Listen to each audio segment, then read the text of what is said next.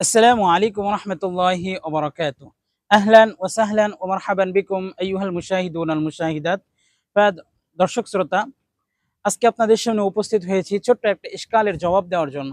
আমাদের অনেকের মাঝে হৃদয়ের মধ্যে একটা ক্ষোভ থাকে, একটা ইশকাল থাকে, একটা প্রশ্ন থাকে, যে আমার রিজিকটা সংকীর্ণ হয়ে যাচ্ছে কেন?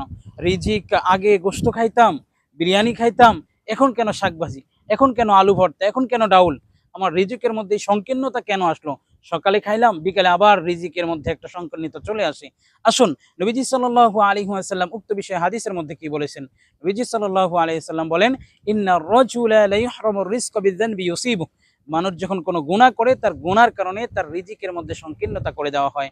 আসুন, তাই আমার রিজিককে যদি প্রশস্ত করতে চাই তাহলে সবচাইতে নবীজি সাল্লাল্লাহু আলাইহি ওয়াসাল্লামের যে টিপস সেটি হলো তোমাকে গুনাহ পরিত্যাগ করতে হবে। তাই আসুন গুনাহমুক্ত জীবন গড়ি। গুনাহমুক্ত জীবন গড়লেই আল্লাহ রাব্বুল আলামিন আমাদের রিজিকের মধ্যে ওয়াসাআত দান করবেন। এজন্য আজকে থেকেই আমরা যদি আমাদের রিজিককে প্রশস্ত করতে চাই তাহলে গুনাহ পরিত্যাগ করার কোনো বিকল্প নেই। তাই আসুন আজকে থেকেই আমরা পাক্কা ইরাদা করি, ইনশাআল্লাহ গুনাহমুক্ত জীবন গড়ি। আজকের স্লোগান গুনাহমুক্ত জীবন চাই। আসসালামু আলাইকুম ওয়া রাহমাতুল্লাহি ওয়া বারাকাতুহু।